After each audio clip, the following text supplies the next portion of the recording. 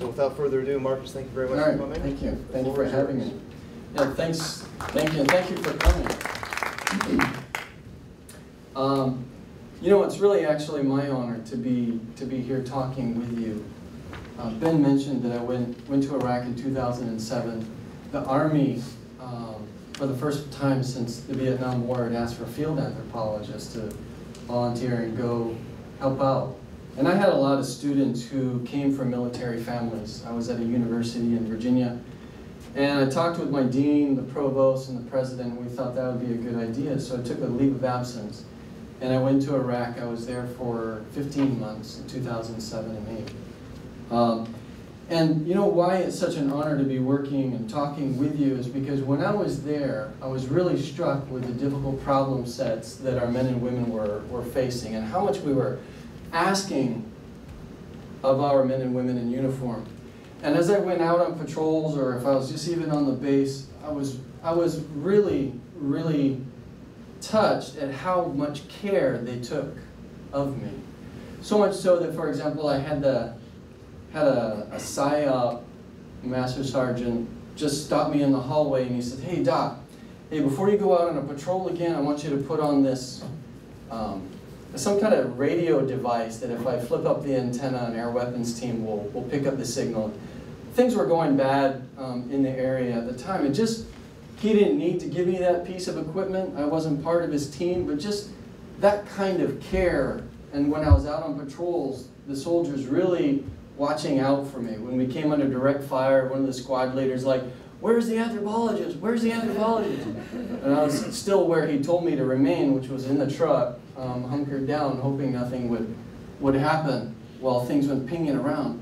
So you know, it's really, really touching and an honor to work with you guys, our men and women in uniform, because you guys really, really made me feel welcome and a part of the team.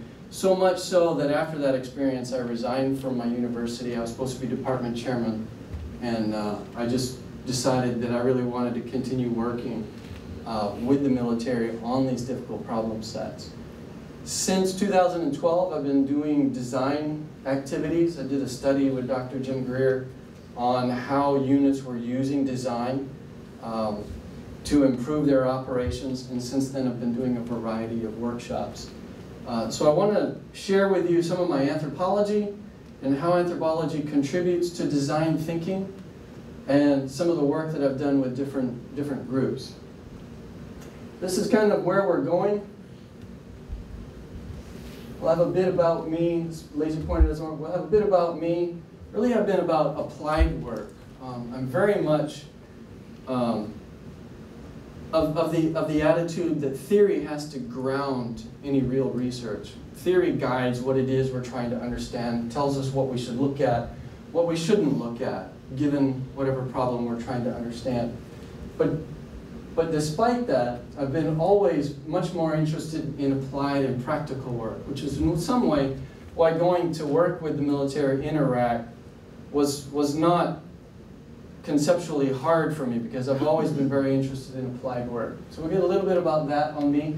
We'll talk about design. There's lots of different kinds of design out there. So what's the kind of design that I'm talking about and advocating be used with warfighters and corporate organizations? I'll give you some examples of success by design, and then talk about some of the challenges to implementing design at the operational and strategic level. And then we'll have some time for questions and answers. My goal is to talk at you for about 30 minutes. Hopefully I won't talk at you longer than that. If you do have a question that you really want to ask, please do ask. But I want to try and keep some time rather than talk at you for a whole hour for question and answer. So that's our roadmap on where we're going and how things are related. So there's things about me. I'm a second-generation anthropologist, so forager research here is related to alternative learning, livelihood strategies. That was part of my doctoral dissertation work. Applied social science being related to the Iraq deployment. How do you use social science concepts? I mentioned theory being very important to applied work, and so a lot of the work I did in Iraq was using a theory called human ecology, which is basically looking at the relationships between population statistics, demography, culture, and environment. What's water resources, natural resources, weather, varieties, looking at the interplay between those to try and understand culture change. So that's how I did this.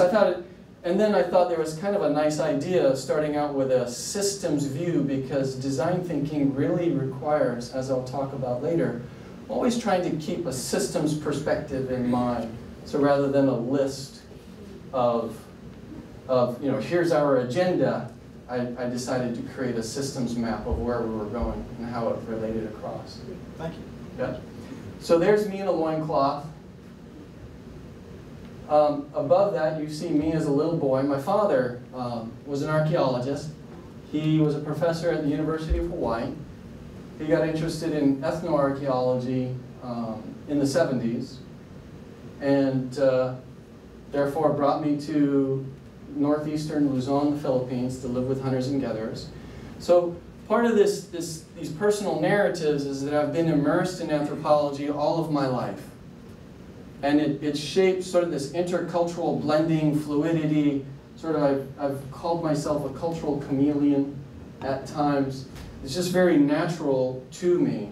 One of the hardest, interestingly, one of the hardest adjustments I had was actually adjusting to the military in Iraq, learning the culture of the brigades that I got assigned to. That was very challenging.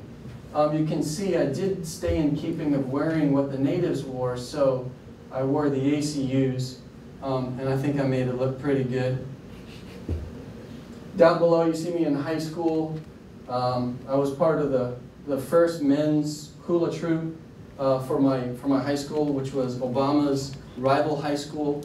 Could have been a much more amazing president if he had gone to my high school instead of Punahou, which was our rival. Never lost a wrestling match to a Punahou wrestler, just saying. But the idea of being a second-generation anthropologist, that's really my identity, and being comfortable moving in different cultures. It's just how I was raised, either in the Philippines or in Hawaii, and then more professionally after that. Anthropology has contributed a lot to design. Some of the hallmark design methods, one of them I'll talk about later, comes out of anthropology, called affinity diagramming. But we have to ask ourselves, why are we talking about design? Why do I have to do this? Sometimes when I'm doing the workshops, they're like, yeah, so sir, why do I got to do design? I was good. I was good with MDMP. I was good with job. Thanks, though. So why are we even talking about design? And so here's some Army guidance. I got this from Dr. Rob McClary, who's developed an innovative leaders course as part of the Red Teaming School out at Fort Leavenworth. He sent this to me. And it sort of sets the tone for what we commonly know to be true but don't really appreciate very often, which is our world is changing really quickly. And it's changing really quickly because technology changes on us very quickly. And that creates challenges in our operational environment. It creates challenges in terms of what people expect to happen. IBM did a study back in 2010, mind that's already 8 years ago, a global study of CEOs, and the #1 thing that these CEOs around the country said that they needed out of their staff was more creativity, that they didn't have the creative skills to tackle the challenges that were coming at them at the speed at which they were coming. So they needed more creativity, more ability to be innovative in order to survive as companies. That was already 8 years ago. Bear in mind, we've only had the smartphone for 10 or 11 years. Think of all of the amazing changes that have happened technologically in the way in which we consume and send and use information just within the last 10 years because of the growth in cloud computing, smartphones, the ability to collaborate, the speed at which information is passing. So our adversaries out there are using these technologies. The technologies are getting more and more dense and faster. So that's why we're talking about design. We need some kind of methodology. Design is one of them, but not necessarily the only.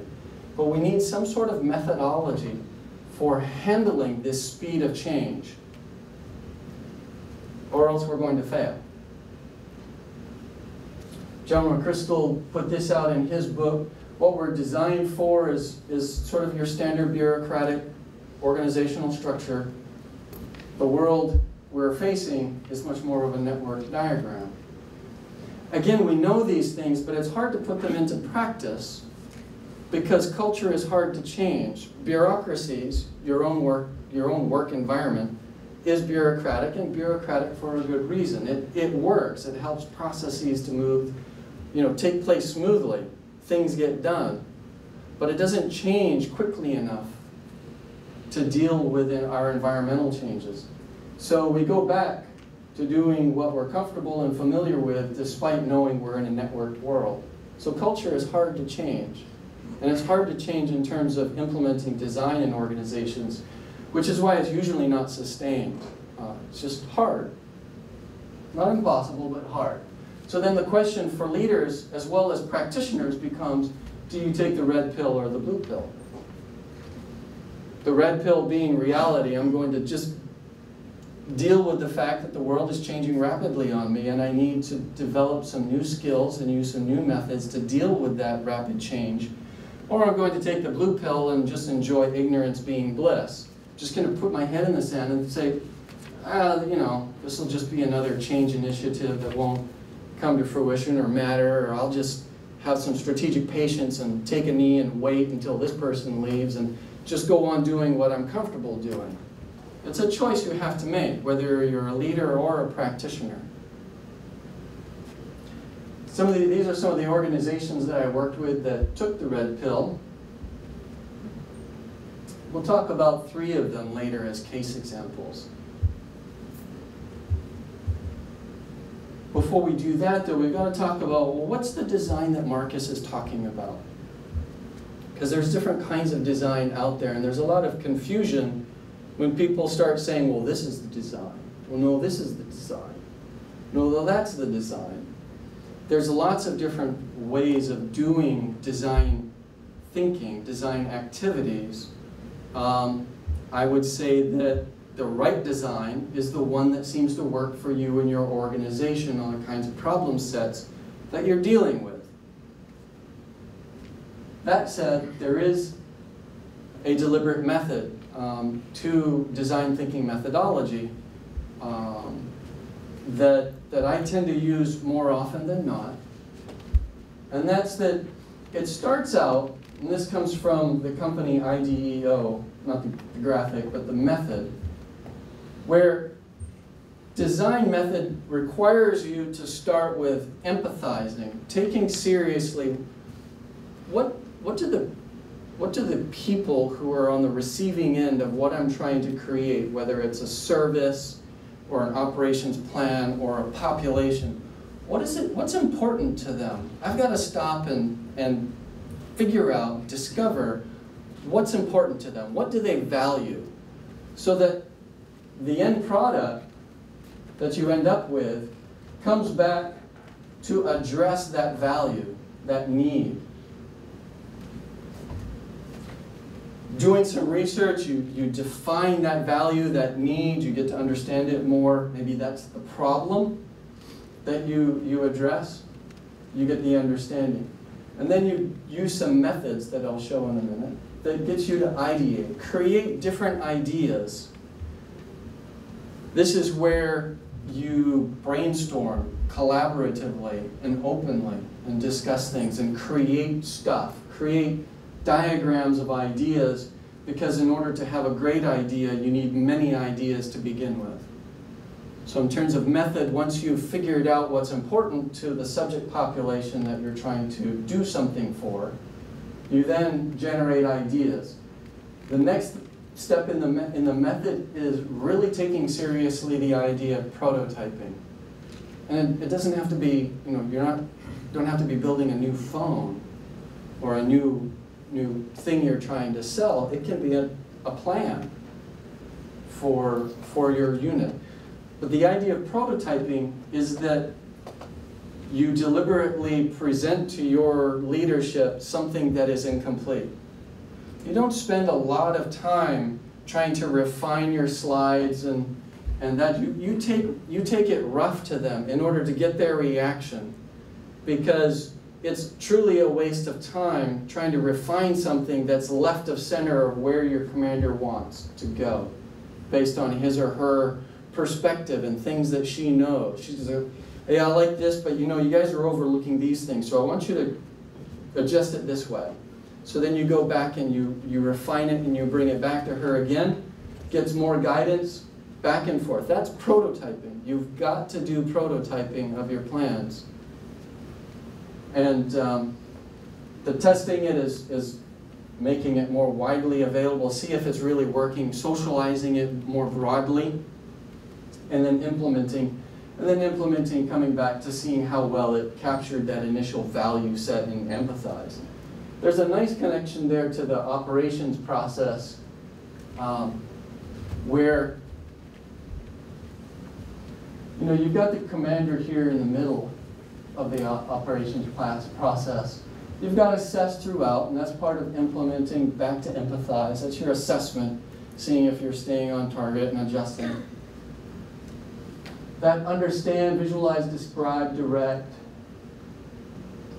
The one issue I have with this graphic is that too many staff assume that that's the boss's job.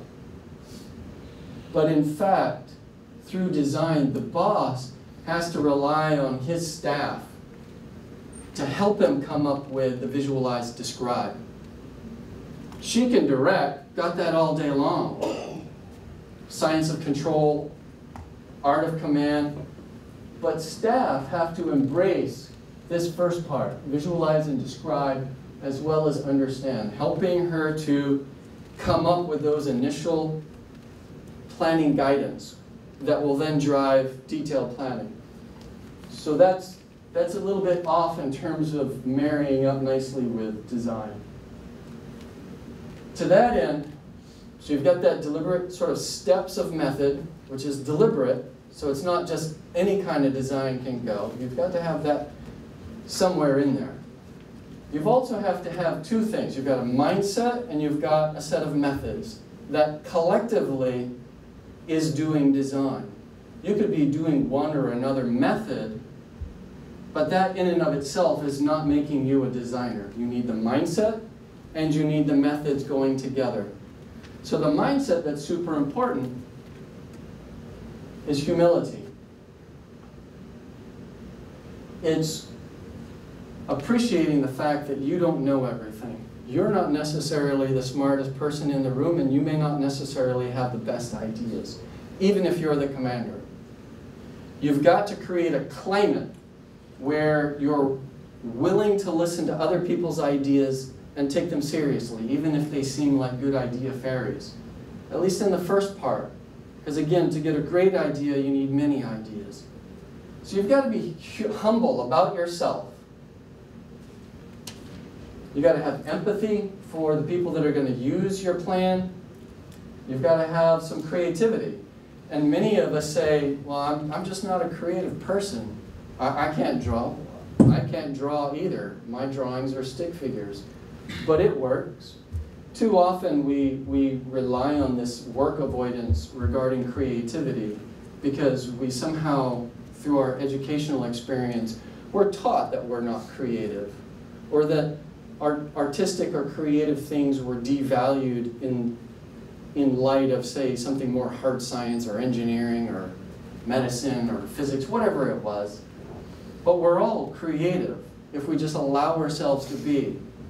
And you will find, as you do design, that creativeness as a group is some pretty awesome stuff. You don't have to be just individually creative. When you allow creativity to occur as part of a group, through some trust behaviors and you know, the right kind of command climate, you get some amazing creativity. So you've also got to have that mindset of collaboration. I don't have to do this myself. I'm going to get these other people in with me. Sure, I just got an email telling me I got to do X, Y, and Z. I've got to chimp some slides by 1500. You grab a couple of coworkers next to you in the cubicle area, say, hey, here's what I got. Help me brainstorm. You have to buy into that mindset of collaboration. And you need to keep a systems perspective. And that's that things don't occur in and of itself. You don't want to get into a fix-it mentality. I'm going to refine, here's what we're doing, and you have no idea how it relates to some other things going on in the operating work environment. So you've got to keep that systems perspective. That's the mindset of a designer. With that mindset, now you're positioned to make good use of some methods. Design is something you do. It's not just sitting around thinking airy-fairy, big idea things that really just evaporate later on. I was at Forcecom a few years ago working a design workshop with their strategy team back when General Milley had just taken command.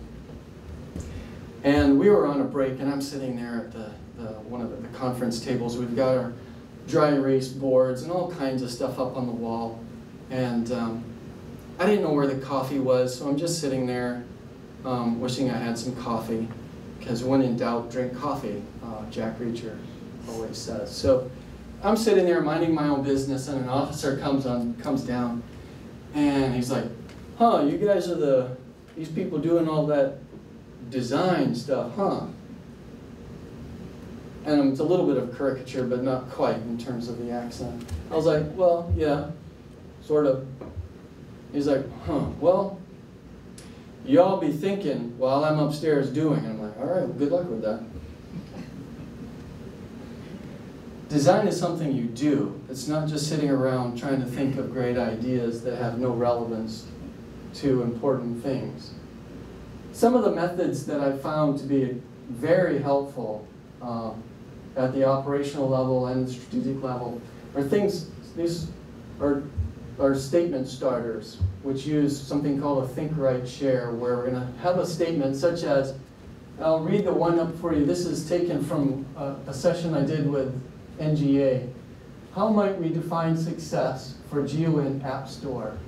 And another was, what do Mage customers value? What is important to them? And you can see the skill level of my drawings, right? So if I can do this, you can do it. And what it does is you have that statement starter, right? So now you're going to ideate. You're going to write ideas on a sticky note to yourself, and then you're going to share it with another person, and then maybe those two people will share it with two other people, so you've got a group of 4, and then those 4 are going to share their ideas to the whole group. So that's a think, write, share.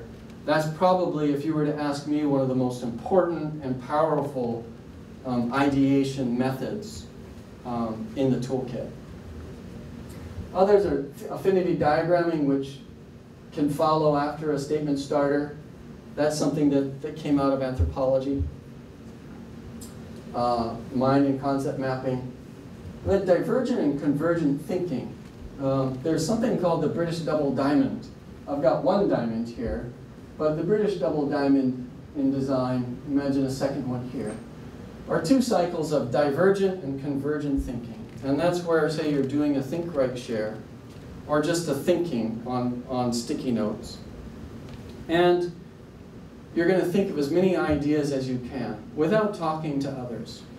And you don't want to talk to others at this stage, because what they have to say will start to influence the ideas you come up with, and they start to have a domino effect or a chain reaction. The ideas are constrained by what the other person just said. So it should never be a verbal brainstorm out loud and somebody's writing the things on a whiteboard. It should be individual. So you're doing divergence in there. You're trying to capture all the various ideas that you as a corporate group can come up with. Then likely you're going to diagram them into light clusters, creating a concept map of all those ideas. You might then go and prioritize them in terms of what are the most feasible, maybe in terms of time, resources, some other constraint. And that's what's going to bring you toward convergence. We're going to agree on the top 3. First, you diverge out. Maybe you're trying to set your problem. And then you're going to converge on the top 3. Then you do a second diamond of, okay, here's our solutions. So the first diamond is problems, second is solutions. Here's the top 3 problems we identified as a system of problems, not a singular problem, because we're maintaining a systems perspective. And now we're going to see what are the 3 solutions that will get at those 3 problems the best, we think. From that, you can now drop into creating some other design artifacts that will then help your detailed planners. Janus Cone of past and present. I've got that drawn up here. Things that happened in the class, say you have your top 3 problems. That's what the 3 problems look like in the past. Where we are now, possible probable futures of where those problems might be. And then you could get into some operations on planning, get lines of effort, and so on. So those are ways to help organize information. And then building analogies and metaphors. We'll get into one metaphor later.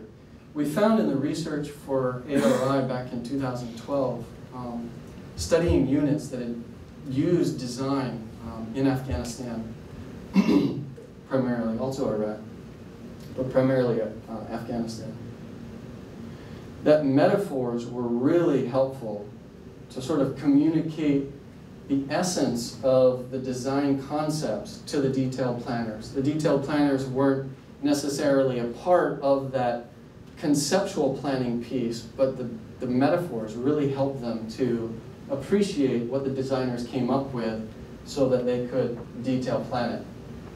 So those are a set of methods that have proven themselves quite helpful to go along with your mindset.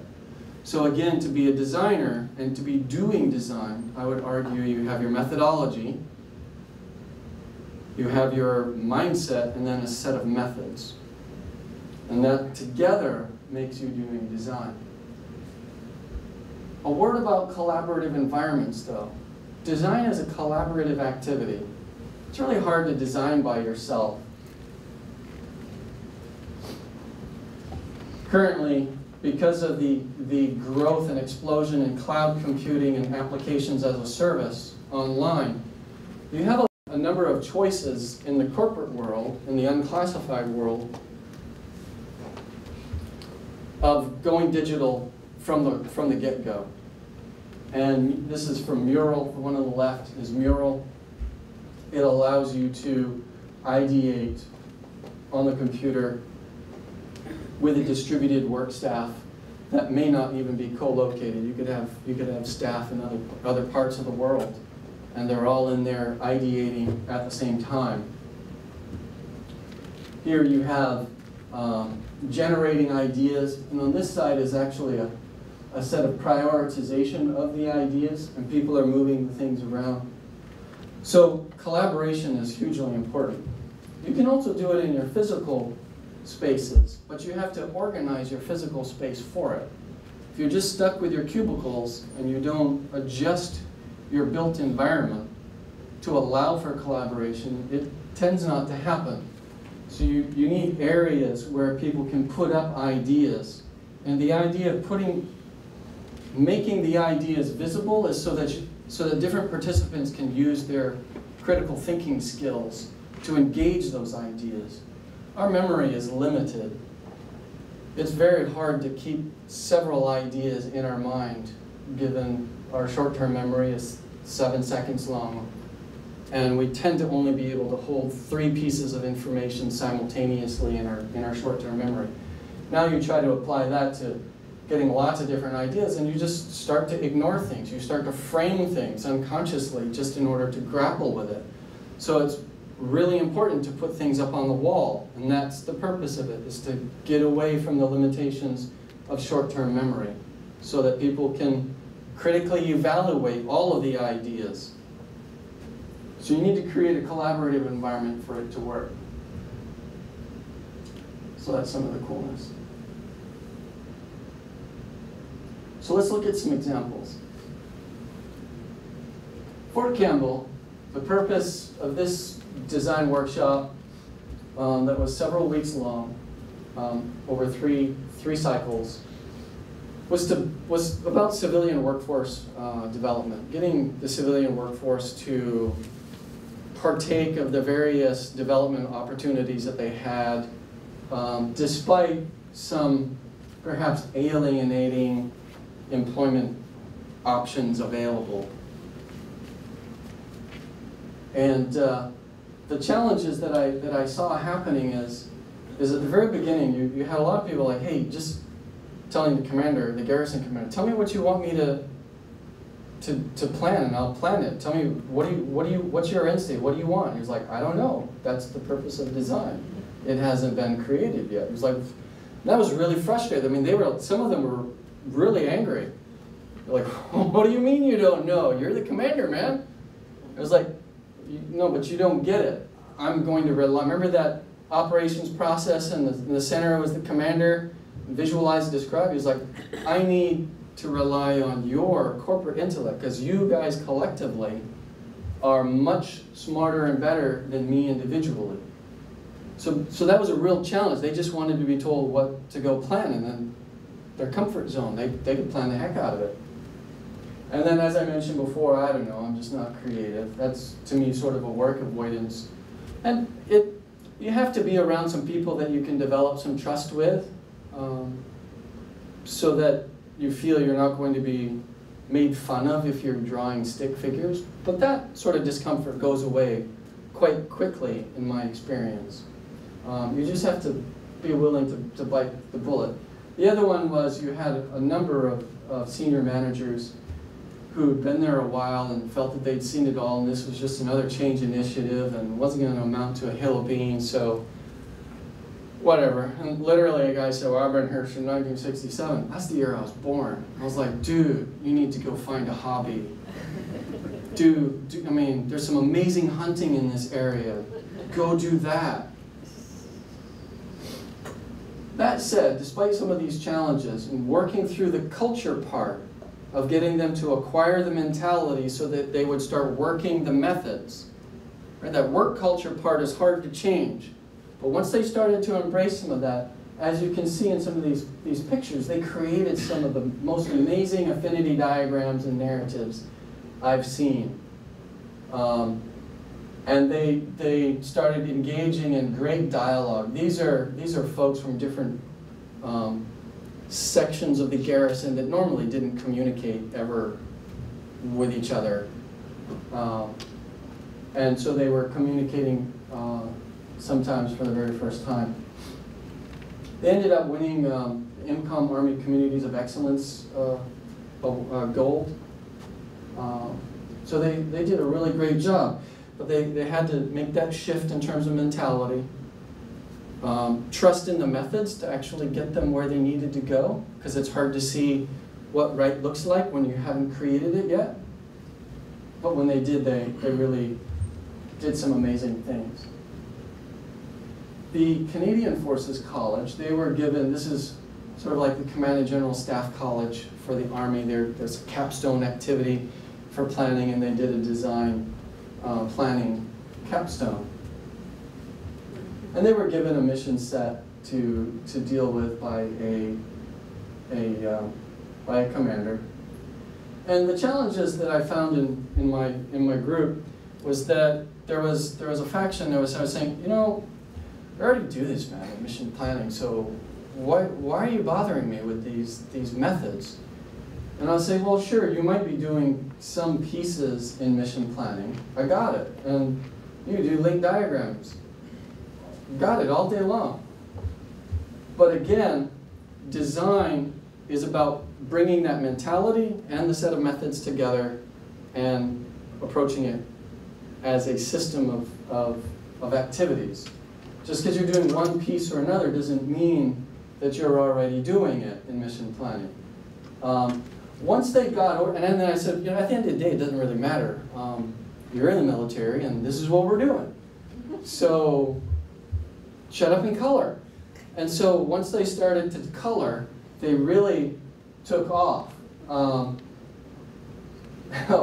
metaphor. I remember one was like, seriously, we got to come up with a metaphor? I was like, yeah, you got to come up with a metaphor. It was like, well, I can't think of one. I was like, well, try harder. And why don't you stop trying to think of the metaphor yourself and get these two other majors to talk with you, just brainstorm it. And they came up with a great metaphor.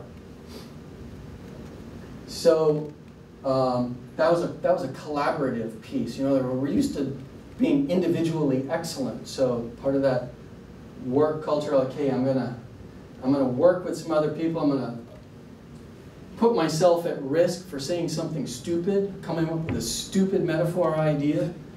But the amazing thing is that my initial stupid metaphor idea got this other person to think of something that wouldn't have been thought of hadn't I said the stupid thing. And once they realized that and started seeing that happening, they let go of that sort of discomfort. The outcomes, the CG told me that the final brief back that he received from this group was the best he'd ever been given. So you got the garrison getting an award. So when organizations really start embracing this systematic approach, some amazing things can happen. They have great use of tools to organize ideas. This house of ideas, that I hadn't thought or used that mechanism before. They thought it themselves. It comes from engineering. But it shows the creativity, bringing in other tools that were familiar to them in a new context. And design allows for that. So they came up with some really good stuff as a result of helping them to organize the information. And they came up with some powerful concept maps. They used the Janus cone, and you see them there talking things through. And then with NGA, the GUN App Store, they approached me and the manager I was working with said, you know, I've been told, you know, we've got this MAGE program, and it's really quite good, and it's getting some great usage. And my boss's boss has said, you know, we want this to be successful, and by such and such date, I want this to have been downloaded 10,000 times. That's what you got to go make happen.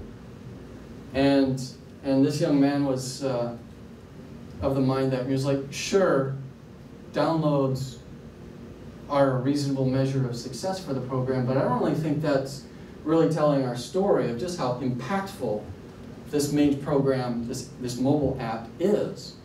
And so he asked that we do a design session to help him and his team come up with a better way to define success.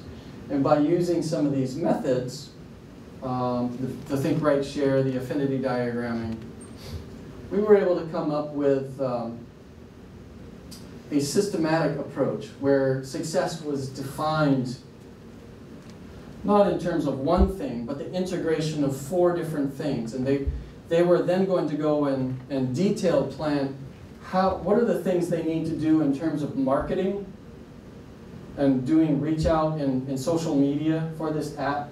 How were they going to deliberately get more and better feedback from the users on their mobile apps? They were going to make some change in code to the app in order to collect certain kinds of demographic data in order to understand their users better.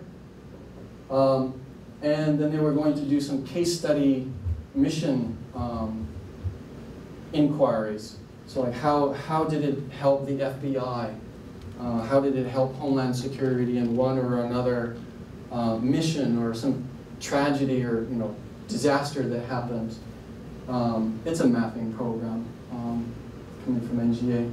So that collectively was going to be how they define success. Much more robust, much more actionable in terms of the ability to allocate resources and then use, in terms of the Mage app, use insights from that approach for Mage to inform how they measure success on their other apps across the JSOU App Store.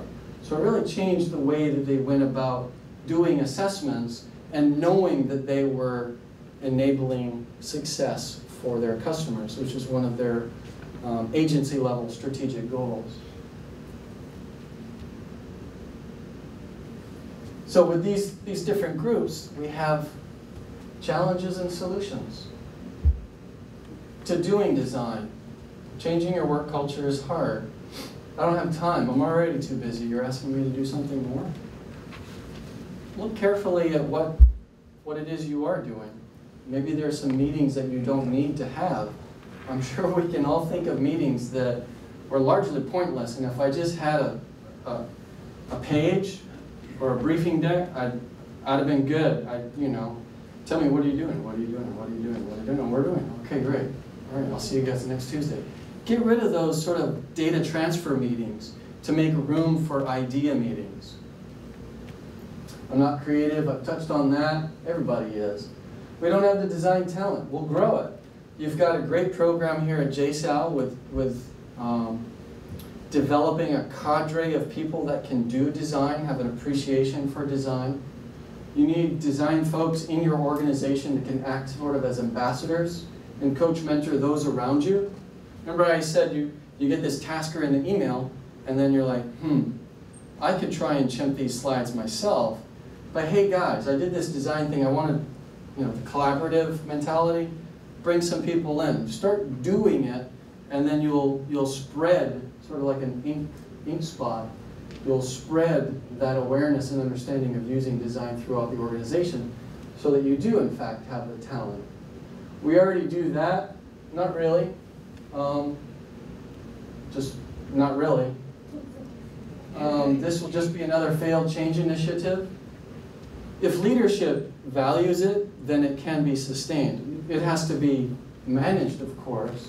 So, for example, if you're a leader, so when I was doing the CENTCOM design workshops, I was with the J8, and they were saying, "Well, we can't affect it." I was like, "Well, you're in charge of this section, so you influence who work for those people that work for you. Start saying when they bring you a desk side briefing, ask them, did you talk to the other team? Did you use any of these collaborative? Is this benefiting from the ideas that everybody shared, or did you just sit in your cubicle of excellence and chimp your slides?" And maybe you talk to a couple of aviators next to you, or not. Hey, what about this color scheme or this font? Or is this a little too left of center? But as a leader, you can influence those that work with you and hold them accountable to doing the design thinking methods that they've become exposed to. When that happens, it becomes sustainable. Obviously, if you don't hold people accountable to bringing you stuff they never used to bring you, you're going to get the same food. Oh, didn't mean to do that. Just tell me what you want to plan. Again, this comes back to the idea of your command climate. And you yourself as an advocate for creatively solving challenging problems instead of just trying to solve them the way we've tried to solve them all along. Because we are in a different world. And if we take that red pill, then we'll see that reality. And we'll start to give our leadership qualitatively different kinds of stuff than we've been giving them in the past, which gives him or her much better decision-making space.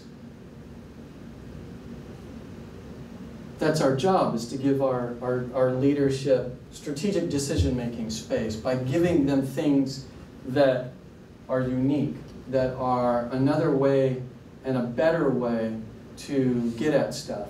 Having benefited from that back and forth from prototyping. So obviously that leader will not have, that won't be the first time the leader has seen it.